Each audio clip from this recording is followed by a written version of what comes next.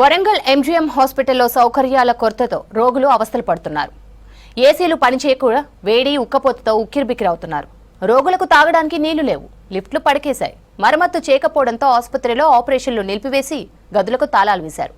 డాక్టర్లు సమయానికి రాక రోగులకు వైద్యం అందక తిరిగి ఇంటికి వెళ్లిపోతున్నారు.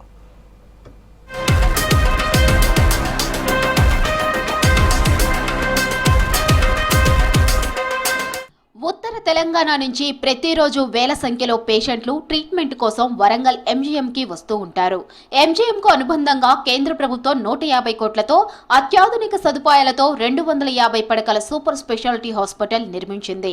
Cardiology, cardiothoracic, neurology, neuro surgery, nephrology, urology, medical oncology, gastroenterology, paediatric సర్జరీలకు Kakatiya medical college care of గా నిలిచింది. లోకల్ గానే ఈసీజీ, 2D ఎకో, స్టంట్లు వేయటం మొదలు బైపాస్ సర్జరీ వరకు ప్రైవేట్ ఆసుపత్రులకు ధీటుగా వైద్య సేవలు అందించాలనే లక్ష్యంతో కేఎంసీ ఆవరణలో సూపర్ స్పెషాలిటీ ఏర్పాటు చేశారు. కానీ హాస్పిటల్ నిర్వహణలో నిర్లక్ష్యంతో పేషెంట్లకు వైద్యం అందక సర్కార్ లక్ష్యం నీరుగారిపోతుంది.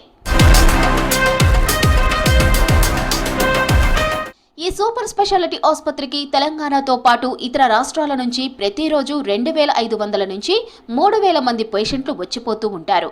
ఒక్కో రోజు ఒక్కో విభాగానికి చెందిన స్పెషలిస్ట్ వైద్యులు అందుబాటులో ఉంటారని అధికారులు ముందస్తుగా ప్రకటించారు. కానీ పేషెంట్లకు ఇక్కడ చుక్కెదురవుతుంది. డాక్టర్లు గంటల తరబడి ఆలస్యంగా వస్తున్నారని చెప్తున్నారు పేషెంట్లు. లిఫ్ట్లు పనిచేయక కిడ్నీ పేషెంట్లు డయాలసిస్ చేయించుకునేందుకు 5 అంతస్తుల పైకి నడవలేకపోతున్నారు.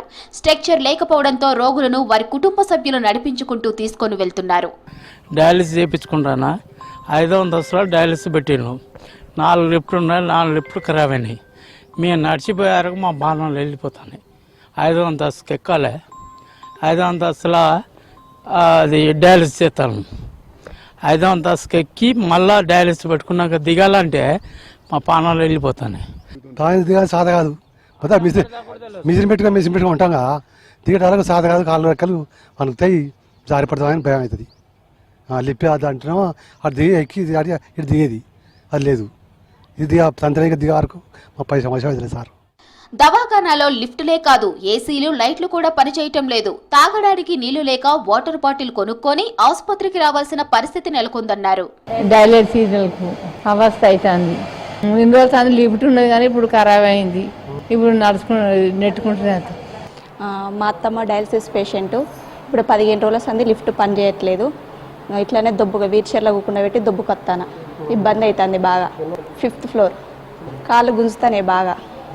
పైకి వచ్చే వరకు సల్ల చెమటలు పెడతానే మస్తు ఇబ్బంది అవుతుంది. ఎంజీఎం కేఎంసీలోని సూపర్ స్పెషాలిటీ హాస్పిటల్పై మంత్రులు, ఎమ్మెల్యేలు, వైద్య ఆరోగ్య శాఖ అధికారులు దృష్టి సారించాలంటున్నారు పేషెంట్లు. ఏసీలు, లిఫ్ట్లు పనిచేసి ఆపరేషన్లు జరిగేలా చర్యలు తీసుకోవాలని కోరుతున్నారు.